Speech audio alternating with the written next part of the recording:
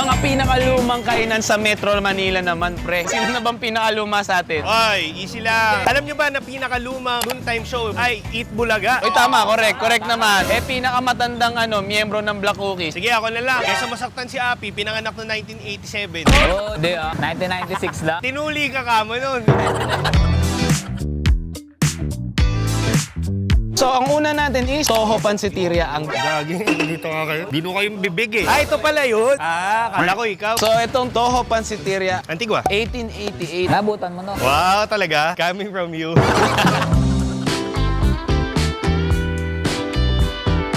Bago na yung loob niya, hindi na siya mukhang luma. Modern na. Nabasa ko kasi kung bakit modern na to kasi nasunog daw to.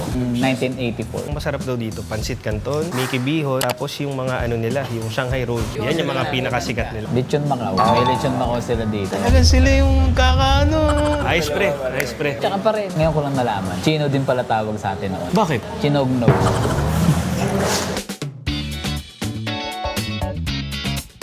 Dito na yung pansit pare. Pansit, lechong kawali, at saka lumpiang Shanghai. Ang sasarap niyan, favorite ko yan. Pwede ba sa'yo yan? Pwede, hindi naman diet yan. Ano tayo muna? Lumpia. Lumpia. Pero masarap. Lalo pag may sauce to, pre, masarap. Ano yung kainan sa Caloocan, pare? Silver Crown. Kalasan nito yung lumpia. Ang Pansit Canton, galing yan sa Chinese. At nag-start yan dito sa Pilipinas, 1594. Ang Binondo. Ito pala ang dating 7-Eleven. Alam mo bakit? Ito ang tagpuan ng lahat. Ayun. Galing daw ito sa 5 Chinese immigrant. When they had to go back to China, iniwan nila to sa one of the family members of Wong family. Ano na yung mga Wong, sila na yan nandyan, Wong family. Tsaka mga half may Filipino blood na yun. So ngayon, yung menu nila, hindi porket Chinese, is Chinese. Dahil nga sa culture, sa tagal nila, nag-mix up na rin yung mga menu nila ng culture natin. So parang ang sinaserve nila, pre, is yung culture. Nadaanan nila, pre, yung gera, ilang gera yun, ilang culture na changes, pandemic, lahat. Si Andes Bonifacio, kumain dito bago daw mag-meeting sa Katipunan. Allegedly. Pinakamalapit si Jose Rizal based sa mga istorya. Si Jose Rizal dito gumawa assignment. Si Jose Rizal, nag-i-message siya dun sa ano niya, sa kasama niya, sabi niya, WYD, free tonight, pansit kaya. Tikman natin. Ibig sabihin pala ng pancit ay silikot. Easily cook. Parang ayaw nyo maglagay ng ng kalamansi. Hindi na, masarap na. Pre, lagyan mo ng kalamansi. Pre. Guard, may salaula dito. Ang Binondo nung 1594, ano lang siya, hindi pa siya ganito. Parang more of markets lang siya, mga herbal market. Dahil malapit din sa dagat, puro isda. Ito na tayo, yung favorite ni Miko. Sige pre, unahan mo na. Sarap pre. Ganda nga ng luto nila. Maganda yung pagkakalaga. What makes a lechong kawali great, boy? Pag na-season mo yung loob. Kapag nagluluto ka, may yumayakap sa likod. Uy! Isipin nyo, di ba gera? May mga spy dyan na kasabay mong kumain. Yung pancit daw yung unang naging take-out na meal. Tsaka gamit na gamit sa pelikula yan. Try nga, Kit. Kanyari, uwi ka ng may dala ka pansit, Kit. Kuya, andito na ako. May dala ko pancit. Kuya, yuhu. Uy, may sound effects pa. Nangyari. Oh no. Hindi umabot yung pancit. Pampahaba pa naman ang buhay. Sayang.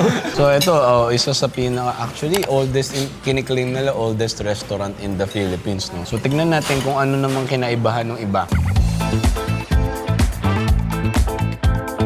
Dito tayo ngayon sa Ambos Mundos. Ayan siya.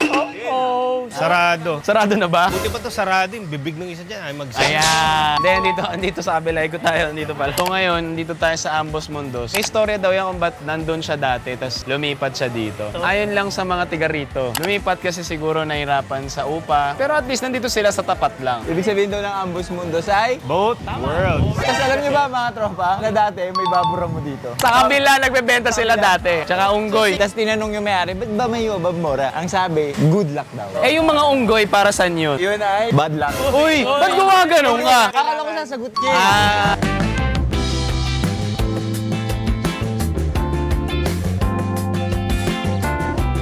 So ito yung loob, pare. Ang rich pa sa tradition. Ang gusto ko ma-meet yung baboy ramot tsaka yung unggoy nila noon. Andito? Ay, wala akong sinabi ha. Pagtingan to. Ikaw yung owner, pre, nagbebenta ka nun. Bili na kayo guys, bili na kayo. Meron ako dito. Meron ako dito, unggoy. Tsaka, Boy Ramo. Oh, yeah, pagbili. Nagsasalita to. Sino mas magaling dun sa dalawa? Makikita mo. Salita. But wait, there's more. Hello. Tao to eh. So, 1888 din siya. So, both worlds nga kasi dahil dun sa menu. Tapos, ganun din, pa-end ng World War II. Tsaka pa-open sila. Saan yun doon wasan? Hindi ko alam. Alam ko Ambos Mundos talaga. Kasi ito pati poster wasan. Oh, parang may Wason. At andito na ang mga pagkain. Kukuha na ako ha. Special rice nila to, pare. Spanish to pero Chinese food. Mix kasi. Kasi alam mo ba, ang founder pala nito, ang Gaudines family, doon sa Recto. Tapos somewhere 1955, isang member ng Gaudines family, saka ng Leong family, kinasal. Which is yun yung Songwa. So kinasal, tapos yun ang may-ari naman ng Wason restaurant. Itong Wason, hindi siya Ambos Mundos. Kaya siya naging Sonwa. Sabi, baka mali ako, nasunog daw yung Wason. Tapos para daw maalis yung bad luck, ginawang Sunwa. Tapos nung kinasal na sila, naging Ambos Mundos tsaka Sunwa, isa na lang. So, yung intro namin guys, mali. Pasensya na. O, tikman nyo ng lahat, tapos tsaka na lang natin i-describe. Panis, chicken pa lang, masarap na. Sarap. Yung fried rice na may debelbaw, ano ba to? Masarap yung mga pagkain nila, especially yung chicken. Yung broccoli naman, fair lang. Medyo masyadong luto yung broccoli. Sino pa kayang mga madalas na suki nila dito, no? Anong mga edad kaya? Kasi 1888, napasa na kaya yun sa mga anak? Nak, dito kami kumakain. O kaya naisama na yung mga pamilya dito, di ba? Kasi tatlong generation na yung lilipas doon. Yung si Rizal kaya kumain. Sabi rin, pre. Ayun ako po. Bawal ang katangahan sa bansang ito. Pre, kumain ngayon sa CDB Pick. Ano yung order? Milo Dinosaur. Hindi siya natuloy. Nagkatapuan kasi kami. Bakit? Alam mo na, yung babae niya. Talaga naman. Kung ano normal day, dito kayo nakatira. Malapit kayo pareho sa dalawa. Saan kayo kakain? Tanghalian. Kabila. Kabila. Ikaw, pre. Kabila. Bakit? Hindi kasi yung vibes niya, pang family. Ito, pang ano eh. On the go. Oo. Parang ito pang experience. Kung mapabuhay ka ulit, 1888 o ngayon? Ngayon, isipin mo hapon, kakakain mo lang. Ang sarap pag TikTok ko. Ganyan-ganyan ka, hanapin mo yung dulo. Interested ako sa luma. Pero yun nga, pag-isipin mo yung mga World War I, medyo nakakatakot eh. Pero pag matandaan tinanong mo, baka sabihin na dati. Kasi na-experience niya. So, depende pa rin talaga. Pag nag-5K tayo, si Api, magbabanji jumping.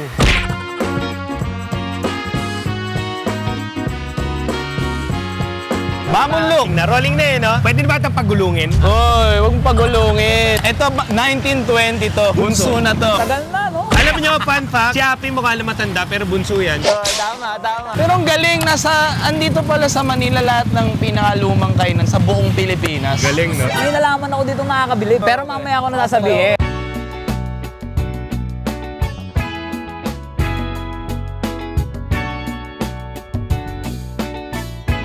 Kung nanonood kayo dati, konti lang ng views nun eh. Kumain kami dito, nung kwentuhan pa yung mga peg na videos. So, yung mga in-order namin, may siomay, may mami chicken, mami pork, may siopaw. Ito yung mga usual na in-order talaga dito, ever since. Siya konti lang yung nila dito, menu. Hindi kasi, oy, Ayan, ba't mo binuhos, pre? Hindi iniinom yan. Sarap ng sabaw, pare. kailan ba nabuto, pare? 1920 mismo, itong mamunlok na nga. Siya pala, original na nagdala dito ng chicken mami. Ang gamit niyang pagtinda noon, parang taho, ang style. Nakahati, yung noodles, tsaka yung sabaw. Hindi pala chicken mami unang tawag niya dito. Ang tawag dito pala dati, gupit. Ang tawag gupit kasi ginugupit niya yung noodles pag binibenta niya, pre. Meron daw siya malaking scissor. Yung scissor ng yero. Nakakatawa yun. Di ba, Abi? Oo, tama. Punong-puno. Hindi naman ito nag-start dito sa Mamunlok. Galing na to sa China talaga. Pero, simula nung na-introduce yung siopaw tsaka mami dito sa atin, naging mag-partner na talaga siya. Dahil kay Mamunlok nga yun, pre. Yung mami daw, galing daw sa kay Mamunlok at yung mi is noodles sa China. Pero ang dami din nagsasabi na bago pa siya dumating ng Pilipinas, may mga inchik na dito na nagdala na ng mami. Ang storya ng may-ari, pre, pag-ibig din. Boy. Kasi pre, yung may-ari nito, nag-start siya na, galing siya ng China. Teacher siya doon. Pero sobrang hirap lang nila. Pero may mahal siyang babae, pre, na gusto niya talagang mapakasalan, pare. Kaya lang mayaman yung pamilya. Ano naman? Nung pinakilala siya, pre, nung babae sa pamilya, nireject siya kasi mahirap lang sila. Eh, siyempre, wala kang tira eh. Kasi may mga Chinese. Chinese ka din ba? Uy, ni hao ma. Naglolokohan na lang tayo. Anong tawag sa atin? Sino? Sinognog. Ayun na nga, nireject siya. Ngayon, naisip niya pumunta ng Pilipinas para magkaroon ng pera. Ba sinabi daw siya, pre, sabi niya, babalikan kita once na yumaman ako. Binalikan ba niya? Binalikan niya. Nung nakatayo na siya ng brand, binalikan niya, tapos dinala niya dito sa Pinas. Tumalon lang yung kwento ni Api, pero kaya siya nakapagtayo ng unang branch dahil dun sa pag-aalok niya ng mami. Ano, paano siya sumigat? Marketing boy! Marketing. Ang galing mag-market ni Tropa. Walang TV yun, di ba? Ginawa niya, tagbahay-bahay siya. Maynila, Binondo, kung saan malapit yung branch niya. Yung flyer na yun, nagbibigay siya ng siopaw. Tapos may flyer. Yung flyer na yun, coupon yung flyer na yun. Tapos makakuha ka ng mami at siopaw. Pag pumunta ka ng Libre? Libre! Para ma-verify yung pre, pag wala na siyang siopaw, pipirmahan niya yung mga flyer para pag pinakita mo sa kahera, ay galing to sa may-ari. Tapos nung sumikat, dumami yung brand. Actually, wala pang fast food nun. Talagang ito na yung sikat nun. Sabi dito, yung first Mamon Look branch daw ay sa Chinatown, sa Salazar. Tsaka ang pinaka-hinahunting dito, yung recipe ng sabaw. Yun talaga yung parang gustong malaman ng tao dito. May usap-usapan dati na meron daw kakaiba sa soup. Kaya naano yung mga tao, na-addict. Pero sinagot to ni Robert. Ang sikreto daw ay tamang sukat ng lahat. So wala daw silang secret ingredient, ganun. Sabi nila kasi parang lutong bahay. Yung mga pumupunta talaga from generation to generation. So ngayon, kung tatanungin ko kayong apat, congrats sa atin, kompleto pa rin tayo. Ba't ayaw magbuwag ng grupo na to? Ngayon, lumabas kayo ng bahay. Pagkalabas nyo, nasa tapat nyo yung tatlo. Isa lang ang pwede nyong kainan. Saan kayo kakain? Toho, parang mas gusto ko doon. Pati yung mismong restaurant, may something siya sa akin na parang, yung ano nga, parang kang nasa museum na kumakain. Pero kung nari yung ano lang, gutom lang. Dito, no? Dito. Ako toho, kompleto. Ako dito ako kasi ano eh. Kasi incheck ka. Hindi naman. Lolo ko kasi nagdala sa akin dito eh. Ikaw saan ka? Kumpo trip lang ito. Yung mga toho kasi parang pang family day eh. Sino ang majority? Mami kayo tatlo eh. Mahilig kasi ang Pinoy magmerienda. So kayo, subukan nyo. Baka kasi sabihin nyo, sinasabi lang namin. O yan guys, so maraming salamat. Taga-outro kami ng maayos ngayon kasi kompleto kami. Napapansin nyo pag kulang kami, kinakat namin bigla.